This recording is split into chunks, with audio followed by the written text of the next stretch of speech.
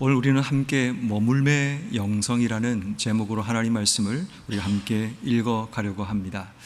여러분 보시는 그 화면 내용처럼 우리의 삶은 어떻게 보면 창세기 26장 2절 말씀처럼 흉년의 삶이 반복되는 그런 인생인 것 같습니다. 2절 말씀에 보면 이렇게 기록하죠. 아브라함 때 흉년이 들었더니 이삭 때 또다시 흉년이 찾아오게 됩니다. 여러분들은 이 흉년을 어떻게 생각하십니까?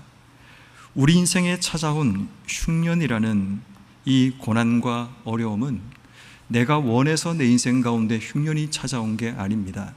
불가항력적으로 우리의 삶 속에 찾아와서 우리의 삶에 깊이 뿌리 내려 우리의 삶을 절망하게 만들고 고통스럽게 만드는 그 모든 삶의 환경을 우리는 흉년이라고 이야기합니다. 흉년을 맞이하면 우리의 삶은 매일마다 걱정과 염려 가운데 살아가게 됩니다. 이 흉년이 우리의 삶 속에 주는 가장 큰 두려움은 죽음에 대한 두려움이죠.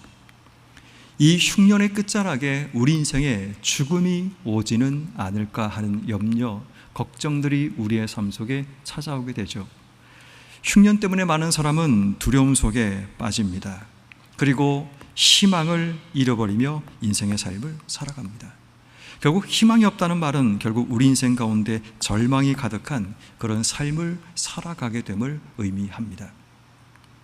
이삭이 처음 맞이했던 흉년, 그 흉년은 그렇게 쉬운 일은 아니었습니다. 그리고 그는 선택합니다. 이 흉년의 시기를 어떻게 극복해 나가야 될 것인가. 그의 선택은 그랄이라는 땅으로 가는 것이었습니다.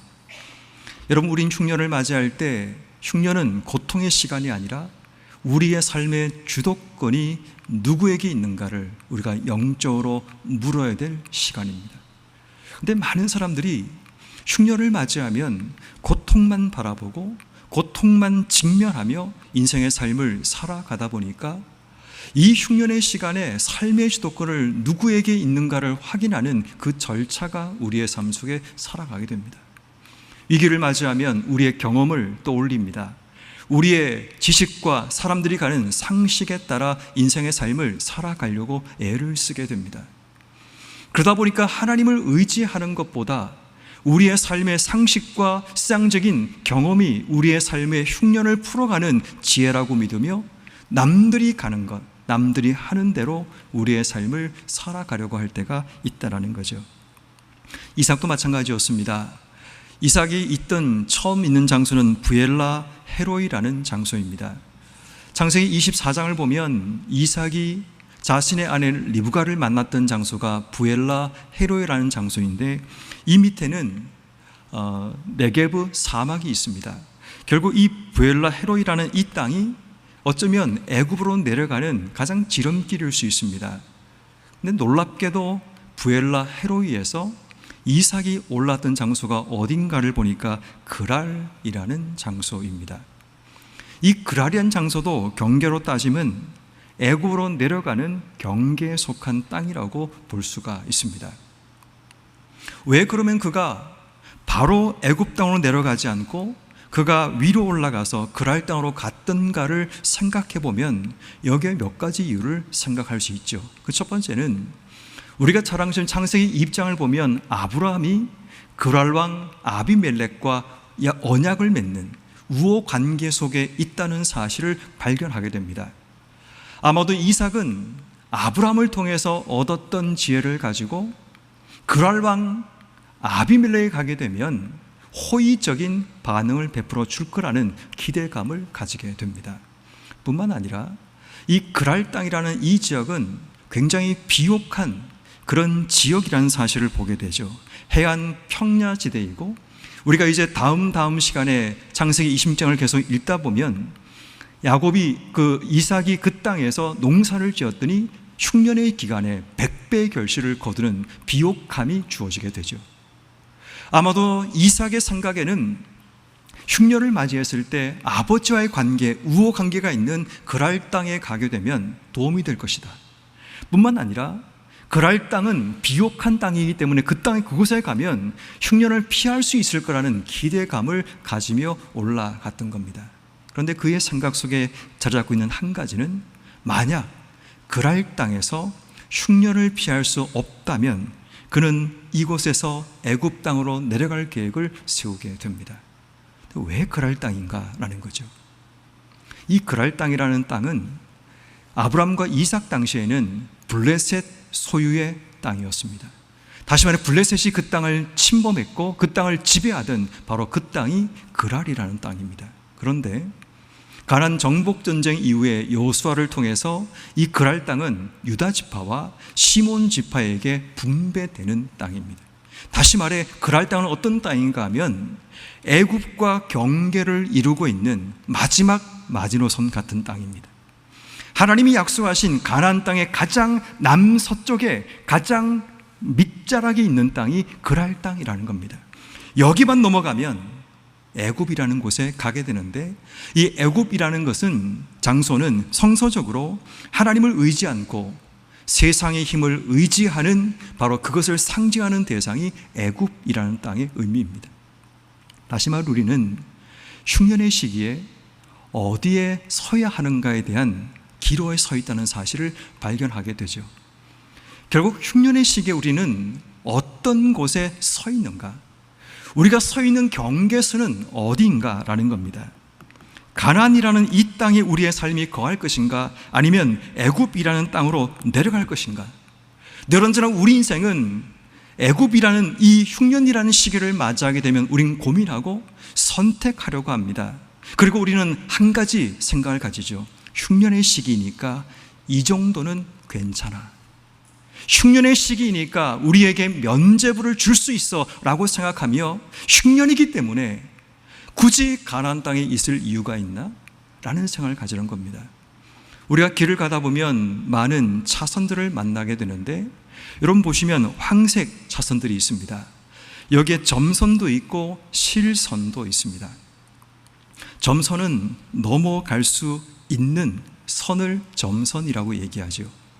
실선과 점선이 있는데 이것은 어느 일정 구간 동안 차가 넘어갈 수 있도록 허락되어 있는 구간이 실선과 점선이 있는 구간이라고 볼 수 있습니다. 그런데 법적으로 절대 넘어가면 안 된다라고 하는 것이 실선입니다. 황색 실선은 더더욱 넘어가면 안 됩니다. 이중 실선은 더더욱 넘어가면 안 되는 것이 이중 실선입니다. 우리 인생의 흉년을 맞이했더라도 하나님께서 우리 인생 가운데 실선을 그으시면서 넘어가지 말라고 말씀하십니다. 그런데 우리는 자꾸만 넘어가고 싶어 합니다. 흉년의 시기이니까 이 정도는 모두가 양해할 수 있지 않을까, 이 정도는 모두가 봐주지 않을까라는 생각이 우리 속에 있는 겁니다. 흉년의 시기에 지금 그랄에 서서 지금 우리가 어디를 바라보고 무엇을 하고 있는가를 돌아봐야 됩니다.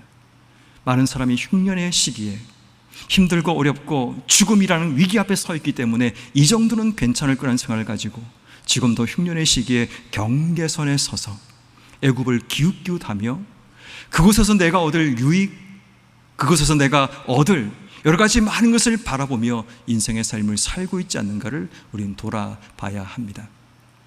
근데 성경 말씀해 보니까 하나님께서 이삭에게 명령하십니다. 두 가지를 명령하십니다. 첫 번째는 애굽으로 내려가지 말라는 겁니다. 이 말을 바꾸어 얘기하면 본능적이고 현실적인 도피를 하나님께서 막으신다라는 것을 보게 됩니다. 애굽은 모든 사람의 상식과 생각 속에 비옥한 나일강의 좋은 땅에서 그가 흉년을 날 수 있다는 생각이 분명하게 생각나는 그 장소가 바로 애굽입니다.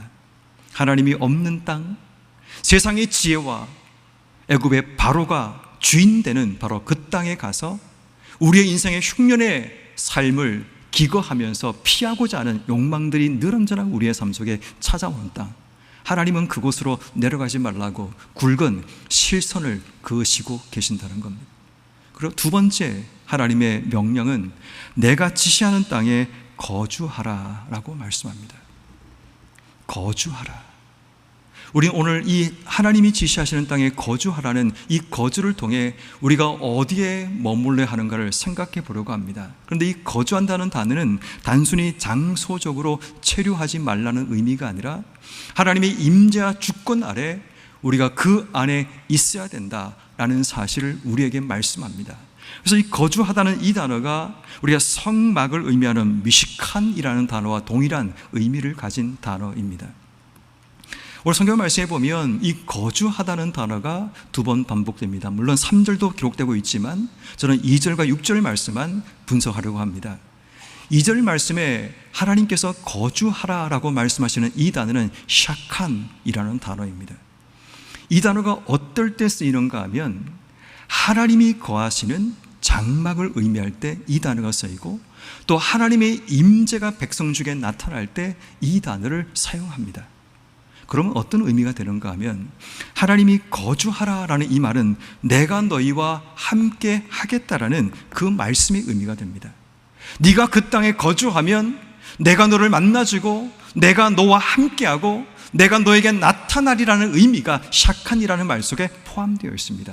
그랬더니 6절에 야샵으로 바로 이 이삭이 반응합니다. 거주하였더니 이삭이 그랄 땅에 거주하였다. 야사보의 신앙을 그가 드러내게 됩니다. 이 야사보는 어떤 의미인가 하면 단순히 체류하는 의미가 아니라 뿌리를 내리고 그 땅에 정착하는 것. 다시 말해 우리의 신앙은 샤칸에서 야삽으로 나가야 합니다.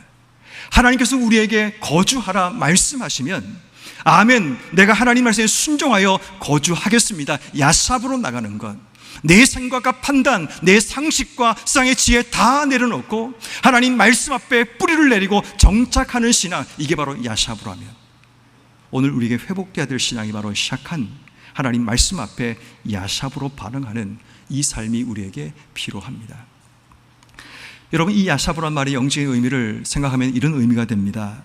비록 현실이 힘들고 당장 결과가 보이지 않아도 주님이 허락하신 사명, 예배, 말씀의 자리를 버리지 않고 지켜내는 것, 그것이 바로 이 야삽으란 말의 의미가 됩니다. 하나님께서 그 땅에 있게 말씀하실 때 이삭은 확실하게 뭔가 보이지 않았지만 하나님 말씀에 야삽으로 순종하며 바로 그 땅에 거주하게 됩니다. 우리가 머무르다라는 이 단어에 사전을 보게 되면 세 가지 의미가 있는 것을 보게 됩니다. 하나는 도중에 멈추어 서다라는 의미가 있습니다. 또 하나는 어떤 장소에 잠시 묵다라는 의미가 머무르다라는 단어의 의미가 됩니다. 그리고 일정한 수준에 그치다라는 단어가 머무르다라는 단어의 의미가 됩니다. 그렇다면 여러분, 우리가 기억해야 될 머뭄의 영성이라는 것은 과연 어떤 것일까요? 그것은 첫 번째로 이런 겁니다. 하나님 말씀 안에 거하는 멈춤의 영성이 바로 머움의 영성이라는 사실을 발견하게 됩니다. 사전적인 의미로 도중에 멈추어 서는 것, 이게 머무르다라는 말의 의미라면 우리가 머물러야 될 장소가 어딘가를 보니까 바로 말씀이라는 것을 보게 됩니다. 하나님 말씀 안에 거주하고 멈추어 서는 것, 하나님께서 우리에게 말씀하시면 그 말씀 때문에 내가 가던 길에 멈춰 설 수 있는 결단과 용기를 내는 것, 이것이 바로 우리가 기억해야 될 머움의 영성이라는 겁니다.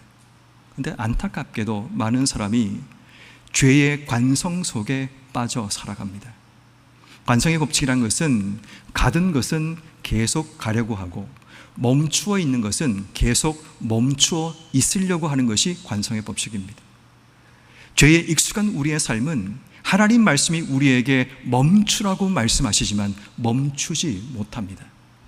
익숙한 습관대로, 우리의 욕망대로 자꾸만 내가 갔던 길, 내가 했던 것을 반복하며 인생의 삶을 살아갑니다.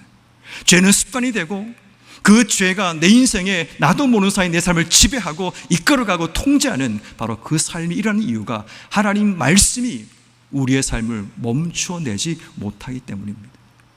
여러분 삶은 어떠십니까? 하나님 말씀을 매주마다 매일마다 듣고 나면 그 말씀이 여러분 삶을 멈추고 있으십니까?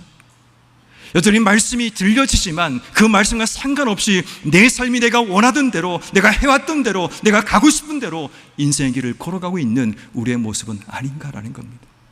멈출 수 있는 게 신앙입니다. 내 생각과 의지로 멈추는 것이 아니라 주의 말씀 때문에 하나님의 뜻 앞에서 멈춰낼 수 있는 것. 오늘 성경 말씀이 2절 말씀을 보십시오.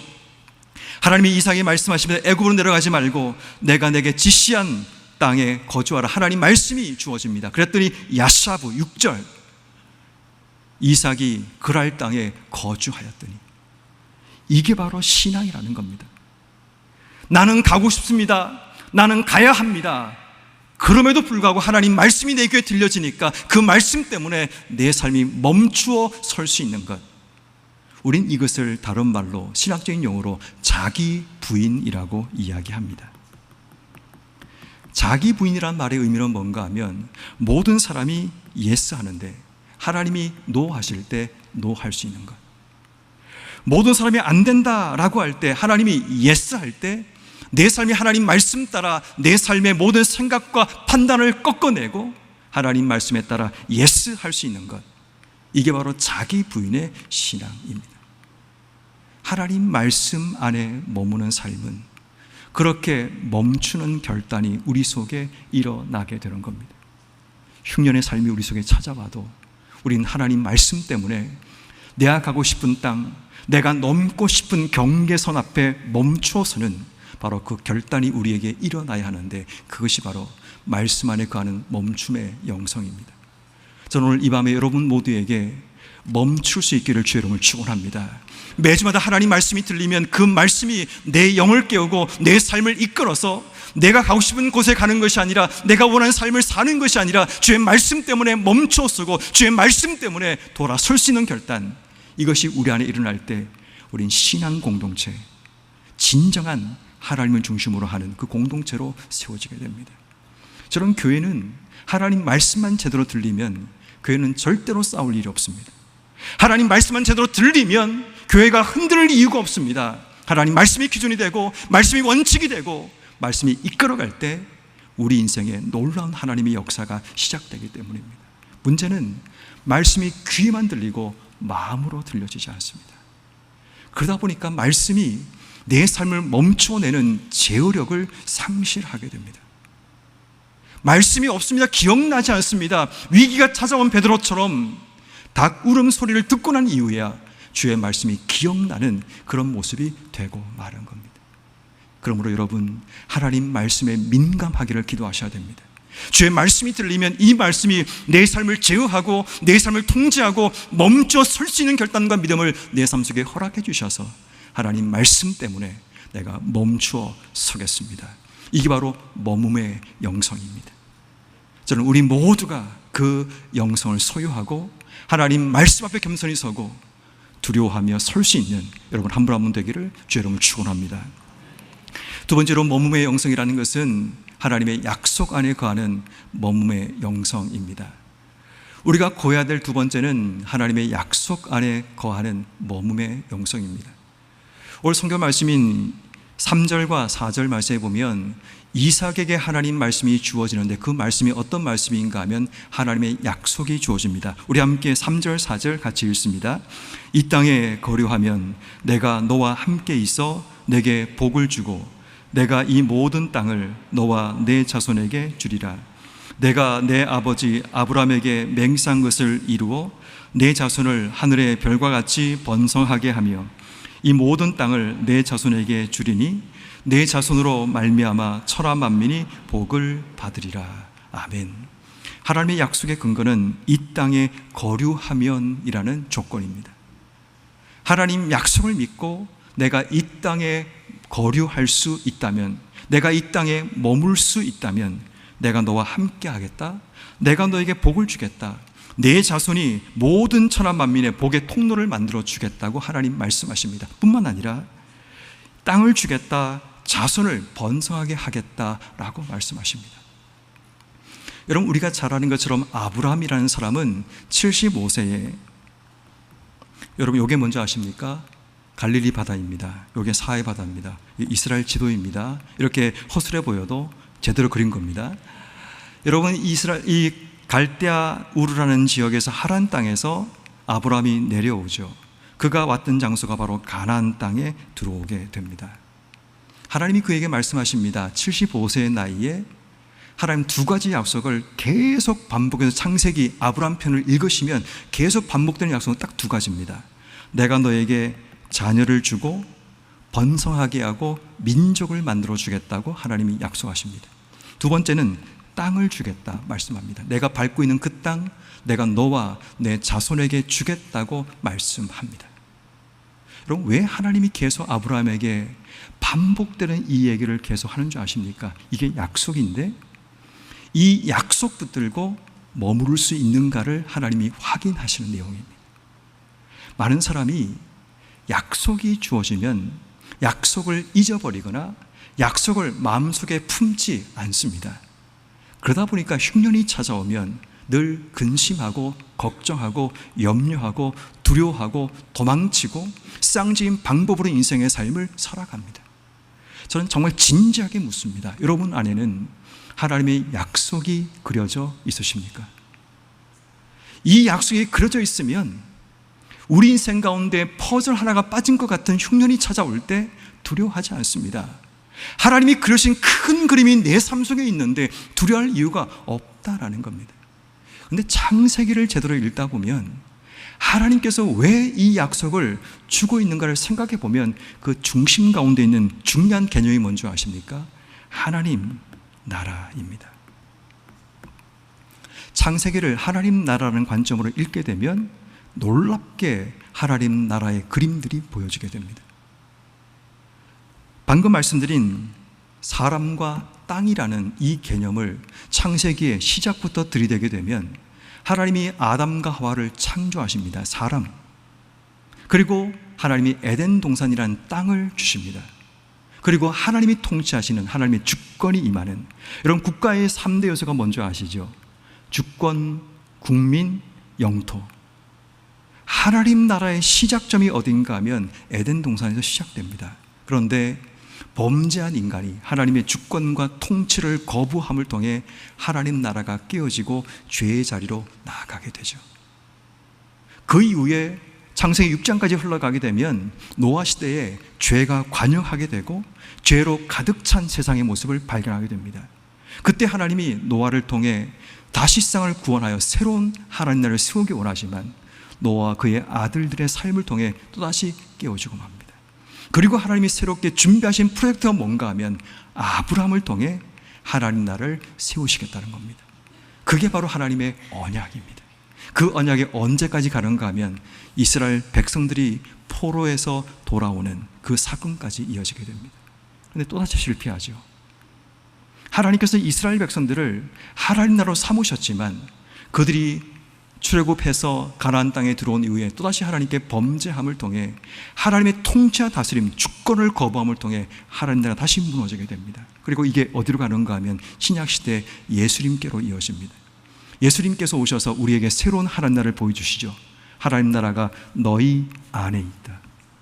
내가 하나님 나라가 되고 그분의 주권과 통치가 임하는 그 나라를 우리 안에 세우겠다고 약속하신 겁니다.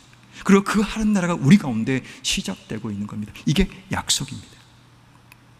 이 하나님 나라의 약속을 가진 자들은 어떤 삶을 사는가 하면 하나님의 약속 붙들고 지금은 힘들고 어렵지만 영원한 약속의 나라 천국을 바라보고 소망 가운데 매일매일 우리의 삶이 머물며 살 수 있습니다.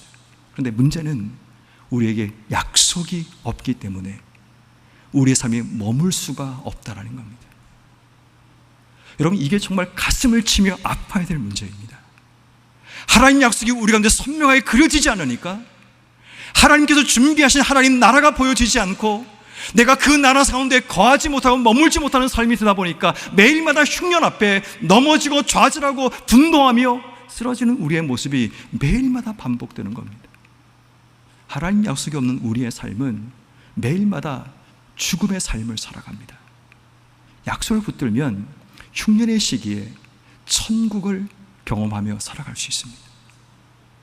제 꿈과 목표가 교회 안에 하나님 나라가 세워지게 하는 것, 성도의 삶 가운데 하나님 나라가 세워져서 우리가 천국을 맛보고 영원한 천국을 사모하며 함께 걸어가는 믿음의 동력자, 동반자로 세워나가는 것, 이것이 우리가 약속을 붙들고 걸어가고 머물고 살아가는 성도의 삶이 되어야 하는 겁니다. 여러분, 우리 제주영락교회는 그런 교회가 되었으면 좋겠습니다. 하나님 나라를 소망하며 그 약속 붙들고 지친 자는 함께 손잡고 함께 일으켜서 약속까지 지치지 않도록 그들을 격려하고 세워가며 함께 걸어가는 믿음의 동력자들, 이게 바로 약속 안에 머무는 머무 영성을 가진 자들의 신앙의 모습이 되어야 하는 겁니다. 여러분, 흔들리지 마십시오. 흉년이 중요한 것이 아니라 약속이 우리에게 우선되어야 됩니다. 그래서 성경은 말합니다.